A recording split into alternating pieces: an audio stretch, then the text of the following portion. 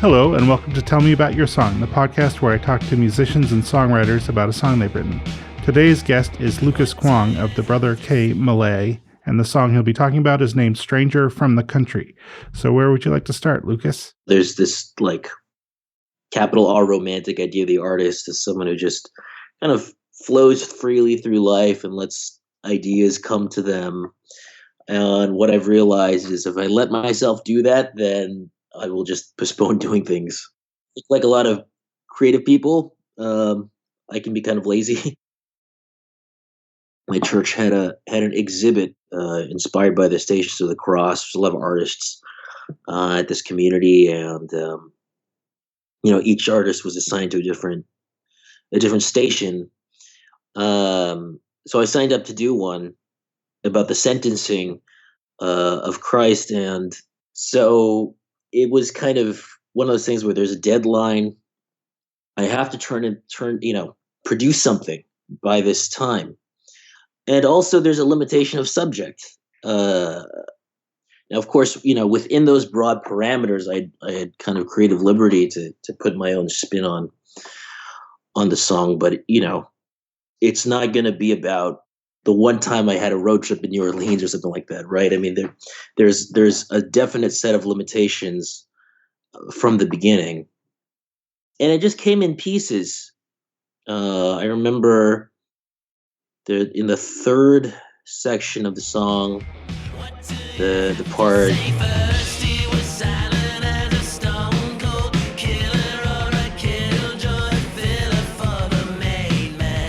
That whole part came to me all at once, was in the shower. And I was kind of scared of writing more because it just felt so perfect. That one part, I didn't want to ruin it by adding other parts that either made that part sound bad or weren't as good themselves. The thing about that I wanted to avoid writing a song is the kind of song that's very didactic. When you're dealing with religion, when you're dealing with a song that touches on religion or sacred texts, you always run the risk of making it an object lesson. And I guess the secular equivalent would be like a protest song where it's very blunt and clear. This is what the message is, right? And I didn't want to do that. I didn't want it to be that kind of monotonous. So I realized that a way around that could be to make it in multiple sections. And I've always loved the Beatles song "Happiness is a Worn Gun." She's not a girl who misses much. So I thought maybe I can do something like that. Oh yeah. And then after that, it was pretty quick. Then I had the second part, which is from Pilot's perspective. And then I realized the third part could be, the part that I originally came up with.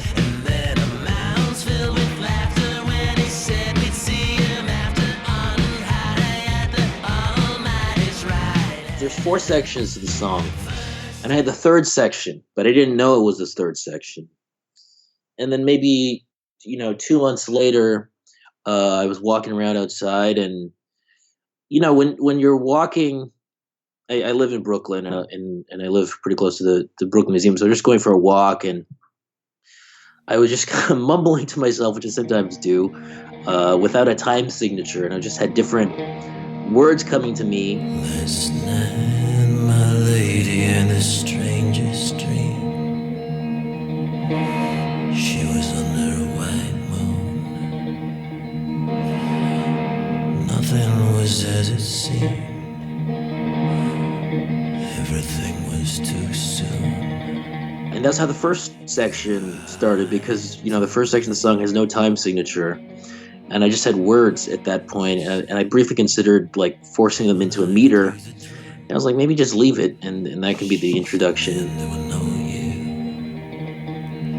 you said better than you might think if you'd allow me to show you. 'Cause this is the hour and the power. And because of those words, those words are from the perspective of Pilot's wife. There's a single verse that talks about a dream that Pilot's wife had. And once I had those lyrics, it kind of I kind of realized the song was about uh, different perspectives, on this one event. I had forgotten that Pilot's wife was part of that whole story. Yeah, it's like a blink and you. It's like a cameo Mm-hmm. because it's one verse, and it's so mysterious. It's like, what was that dream, and what kind of relationship does Pilot have with his wife anyway?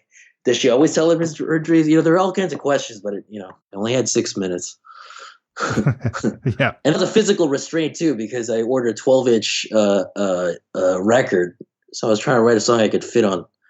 Because otherwise, I would have to order a 12-inch, and that would have been like way too big. So, and then actually, the day before recording was when I came up with the fourth section, because I still wasn't totally happy with it, and I was straddling.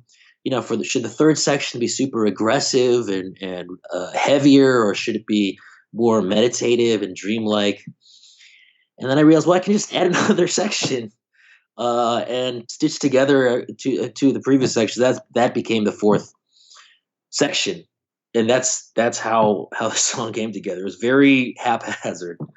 So, kind of the inspiration for the song was from this kind of assignment to write about the Stations of the Cross. Yeah, one particular station, the sentencing, but it was part of this larger exhibit. Like the Stations of the Cross, it's kind of these discrete parts that fit together to form the overall story. Yeah. And then the song also has kind of multiple parts. Do you think there's a relationship there, or am I just Probably? Yeah, it's what is it called? The medieval, they used to call it the great chain of being, the microcosm, macrocosm. So that's probably part of it. This is interesting. This is the first time I've been asked to interpret my own music. I feel so. I don't know. I don't feel like I should have the authority to interpret my own music, but I think that's a totally right on way of looking at it. Because the Stations of the Cross is already about multiplicity of perspective. It's already about, I don't know, I think of it a bit like Rashomon. I mean, it's unfolding in time. It's not like it's always looping back to the same moment, but you are dealing with an overarching narrative, and yet there are these discrete moments. Maybe that was just in the back of my mind as I was writing the song. And I just have always, as much as possible, trying to get around the verse chorus. Sometimes that's just what the song wants to be. Yeah. Have you written other songs that have kind of been in parts like this? A few times. And in fact, as I was writing the song, I realized there's a specific subgenre in my music that builds. It'll start with like one or two instruments, and it'll build to like a crescendo. And so I think this song has something of that. I tend to gravitate toward that. But I think that's why I was glad I came up with the fourth section, because that kind of took it somewhere new. Well, you'll find a lot of my references are Beatles songs. So like Day in the Life is the archetype of this kind of song, right? Where it starts off just with John and the piano and the guitar, and then it sounds like the end of the world by the end with the whole orchestra, and then that's it, right? And that's part of my DNA, and a lot of my songs will just, if I'm not careful to craft it a little bit and disguise the origin, will want to do that. So, little things like the fourth section of the song help me to make sure that each song has its own character. I guess while still having like a family resemblance to the other songs. I was playing it for my wife, and she was digging all of it, and I could tell she just thought that part, what do you have to say, in the third section wasn't quite working. So that was what pushed me to come up with, instead of what do you have to say, like what do you have to say, shorter and hostile.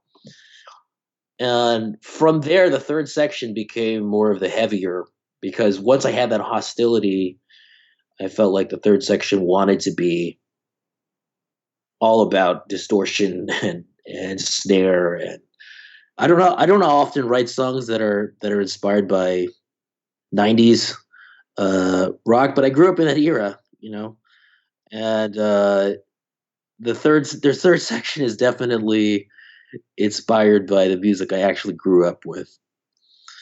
Because I also had Dylan and the Beatles and Frank Sinatra in my house, but Soundgarden and Nirvana, like that was the stuff, and Red Hot Chili Peppers and Oasis, all that stuff was what my peers were actually listening to. So I guess the third section is kind of my salute to that era.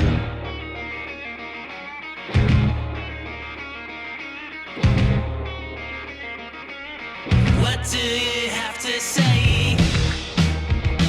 So that's another challenge because when we do it live, it's going to sound different than it does on the record.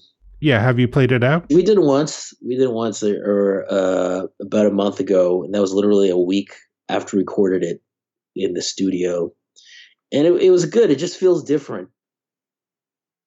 It's difficult first because there's so many different sections with their own moods, and I think when you're in the studio, you can layer those moods, and then when you're performing it live, you have to be a little bit schizophrenic. Maybe you have to be a bit schizophrenic in general as a musician if you want to express a lot of different things, but especially with a song that's going from this dreamy state to this interrogation to this much more kind of alarming, heavier third section. I think that's one of my goals is to nail that in the performance.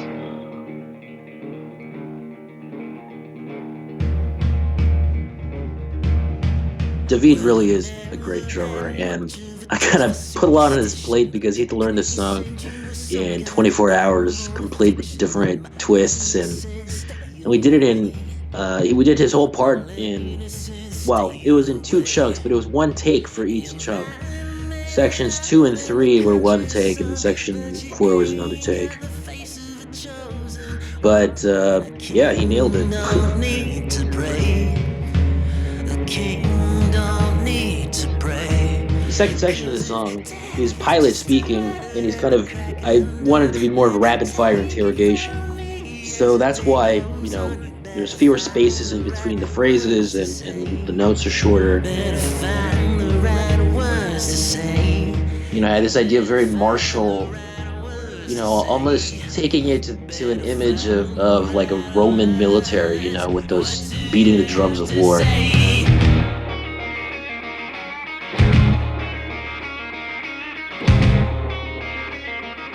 What I like about his drumming in the second section is that he has the menace, but it's not over the top yet. And then the third section, yeah, I mean, he's just banging the shit out of those drums. First he was silent as a stone cold killer or a killjoy filler for the made man. And then It started with playing with syllables. Like I was just watching my niece, this video of my niece, and she's trying to sing along to the wheels on the bus. And it's just, she's not even 2 years old, and it really struck me. Before we learn to speak as a way of communicating with each other, we're just copying adult syllables, and we're just playing with sound. That's how language starts for each person. And a lot of times that's how my songs start. So I was playing with Killjoy, Kill, Phil, that kind of thing. It's a funny line when I look back at it because the word kill, right? That's like a badass word. It connotes badassness. But then when you link it to joy, Killjoy, it's almost like if you really break it down, the first part sounds like it's badass, and then it ends up like a wet noodle. You know what I mean? Right. Like there's a disillusionment inside. That's how it seems to me anyway. I don't know if my parsing of Killjoy is accurate or not, but that's how it feels to me. Sort of the thing that I like about it is that those images are kind of opposed. Like the Stone Cold Killer and the Killjoy filler. Like the Killjoy filler for the main man. I'm just kind of picturing an opening act for the guy that everyone is there to really see. Exactly. No, that's exactly it. And that's the part of this story, this story that has been told over and over and over, and sometimes terribly, this story of the Passion of Christ that I think is so interesting is that, like, the characters in the story have these two simultaneous views of this person. That on one hand, he's a criminal and he's a threat, and might even be a terrorist. Because the church tradition now is that he was crucified with two thieves, but the original word is something closer to revolutionary, right? So on one hand, they see him as a threat, but on the other hand, he's a joke. He's seen as a buffoon. That's why the Roman soldiers, they say, "Okay, hail King of the Jews," whatever, and they whip him, and it's both at the same time, and that was just always so interesting to me, that the climax of this story in the Gospels is this problem of perception. That this person at the center of it is simultaneously seen as such a huge threat and also as a massive joke. And not only that, but that's the center of this sacred story. I've always thought it was so strange that effectively what this Holy Week story is about is commemorating and even treating as sacred blasphemy, celebrating the fact that God is being treated both as a criminal and as a joke, both as a killer and a killjoy. And honestly, in my own spiritual practice, sometimes God looks like both at the same time too. Whenever you see some kind of natural disaster, or when I do, that the killer part, and then other times the killjoy part, and then other times it's like something else entirely. That's my experience of it. The last couple of lines. She didn't have the right time, 'cause the time you were serving was the right kind. She didn't have the right time because the time you were serving was the right kind. So remember, I actually worked a long time to figure out how to close that, because I think I was playing with time, and at first it was something like, she didn't have the right time, but you said, but you had the right time, and dumb things like that. And then I realized, in the context of the song, she didn't have the right time means that she thinks that it's the middle of the night, but it seems like in the dream she's meeting Christ, and Christ has been waiting there for a long time. So that's what she means by she didn't have the right time. But then serving time is different, right? Serving time is prison, and serving time is the law. That's what is really interesting, and will in some way always be interesting to me about this story, which is that it's about serving time.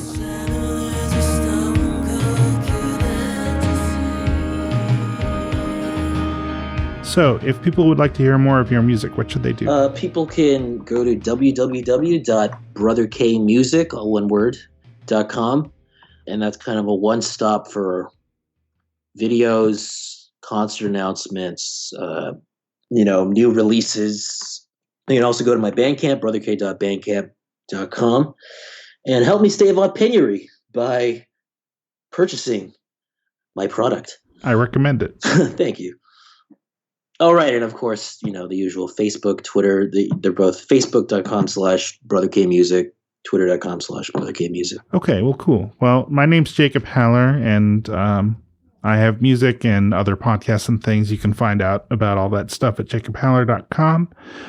And I have a website devoted to this podcast, tellmeaboutyoursong.com. And I also have a blog where I post I'll post links to all of Lucas's websites and whatnot at yoursongpodcast.tumblr.com. That's TUMBLR. And with all that said, we're going to go out and listen to the entire song we've been talking about, Stranger from the Country, from the Brother K. Malay. Thanks for listening.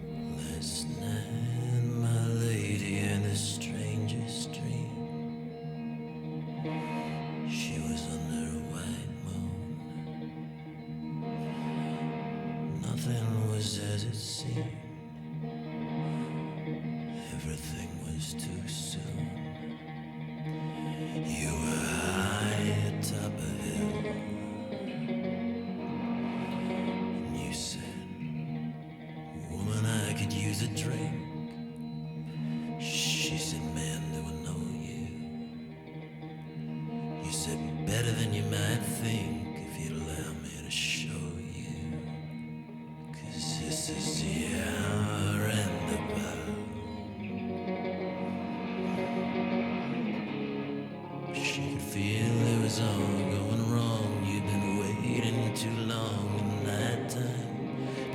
said you didn't have the right time, 'cause the time you were serving was the right kind. And you were so kind, you're so kind,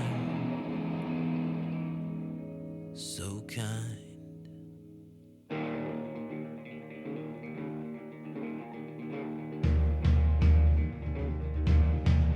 Well, I never had much of a taste for superstition, but the priest said you were some kind of unholy fiction, and my lady said stay away. My lady said stay away. You might have made it out in the country, son, but you ain't got the face of a chosen one, and a king don't need to pray. A king don't need to pray. 'Cause if death is just a word at the crack of dawn, then take it from me as the day goes on. You better find the right words to say. Better find the right words to say. You better find the right words to say. Better find the right words. What do you have to say?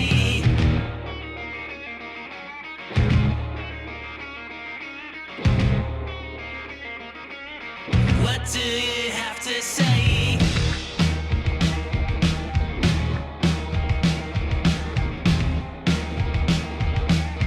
What do you have to say? First he was silent as a stone cold killer or a killjoy filler for the made man. And then a mouse filled with laughter when he said we'd see him after on high at the Almighty's right hand.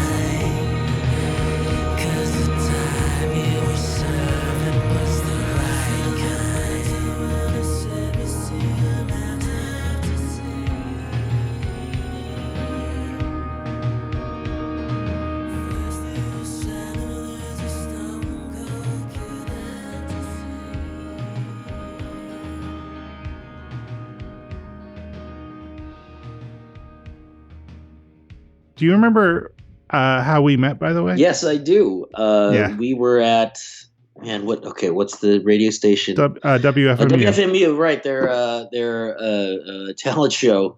Yeah, that was fun. That was my first time doing anything like that, and that was my only time I've ever done one of those variety show kind of situations. I just remember being very frantic. Yeah. For the whole evening, because they thrust you on stage and you have like three minutes to set up, Mm-hmm. and they didn't have the hook, but I kept imagining someone backstage with like a hook, ready to. Right, and someone was going to play the trombone if we went on too long. Yeah. That was a useful exercise, actually. I feel like if I did that once every three months, it would keep me on my toes as a performer. Rita did great. Our next act, Andy, our first electric act of the evening. He brings rock and roll with a literacy problem. Please welcome Brother K.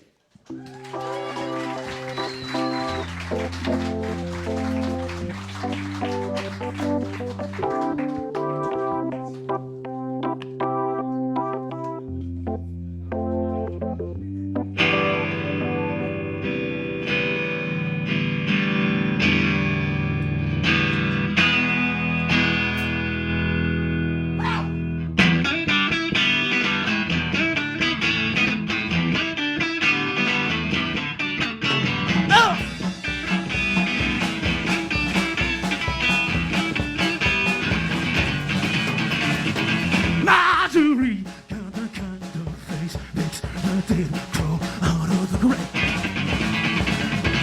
One